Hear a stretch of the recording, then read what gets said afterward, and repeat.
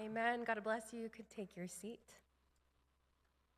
Thank you so much, Pastor Paul, for opening the invitation, and Pastor Monica to share. I always consider it a privilege to speak whenever I am able to speak about the Lord, especially here at Church of the Redeemer. So I thank you for the opportunity. Good Friday is very special to me because it's a time to reflect on the magnitude of the suffering and the humiliation that Jesus endured for the sake of hope and love and redemption of all humanity.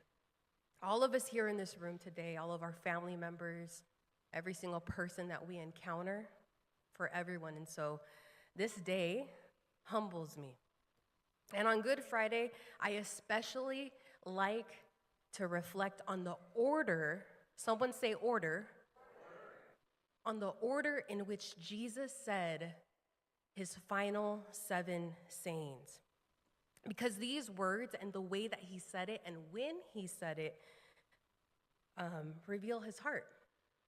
Not just as the Son of God, but as a dying man fully aware of what he is giving, fully aware of what he is doing.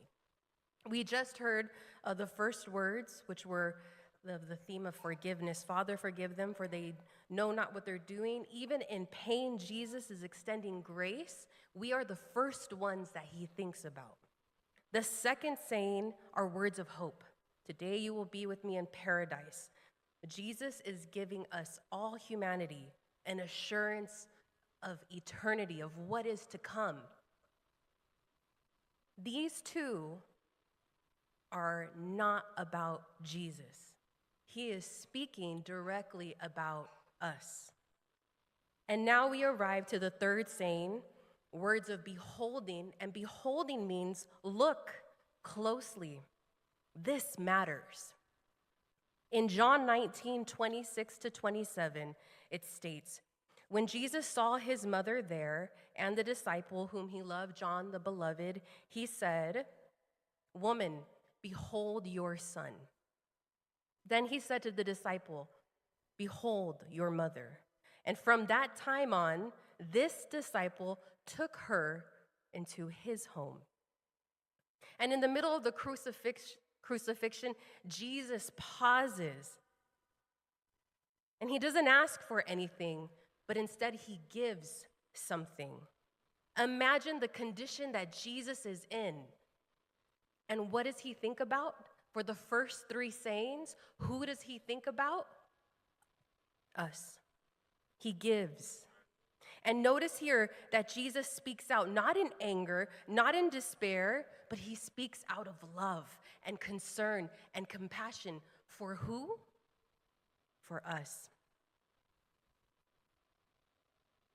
He entrusts Mary and John to take care of each other despite the circumstance. And this moment stands apart because think about it.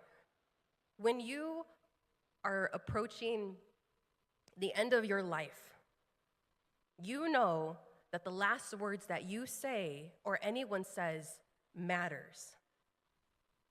It is our final words, the last words. And that's why I always return to the order and the intention of what Jesus says and does in his final moments. He thinks about us.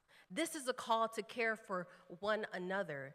This call from Jesus are not dying words from a dying man. These are living words. These are words that build something new. These are words that build a community. These are words that build a bond. These are words that build a future beyond the cross, beyond the circumstance that Jesus was in. And I think you learn a lot about a person based off of what they say at the end. And what does Jesus say?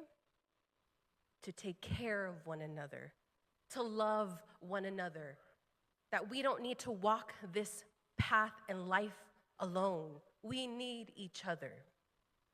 And listen, church, Jesus gave this moment to the people who stayed. John the beloved, he was the only male disciple who did not run. He was there. He showed up. He did not look away when Jesus was on the cross. And that's the invitation for us too, to show up, to stay present, to behold one another even when it hurts. Because even when Jesus died or was dying, he cared. And this is a heartbreaking moment. And I think in moments like this, it could be hard to see the glory. And I can only imagine Mary saying, "I see you, son." And I imagine Jesus looking at Mary and looking at all of humanity and saying, "I see you too, mother, and I see them." And while Mary and John were in tears of sorrow, we know that tears of joy are coming soon. But in that moment, all that they could see is the cross and Jesus in agony. And maybe tonight, some of us are in that same position too. We look around and we see tension in our country, pain in our community, violence, political injustice, division, and we may wonder, where is the hope? But let the words of Jesus in his third saying remind us to behold, look closely, and say this matters. That in the darkness that we may face as a nation, we must behold our family and our faith. I think Jesus meant those in the words he said. In the grief we share, may we behold our community. I think Jesus' words point to that.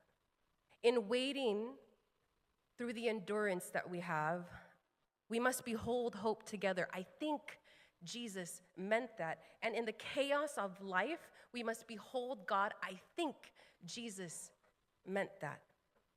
Because what mattered to Jesus in his final hours should matter to us on a daily basis. Woman, behold your son. Son, behold your mother. These are not words of division. These are words of love. These are words of hope. These are words of connection. These are words that will speak forever, especially now. Yes, these were the words of our beloved Jesus. Thank you, the word of the Lord.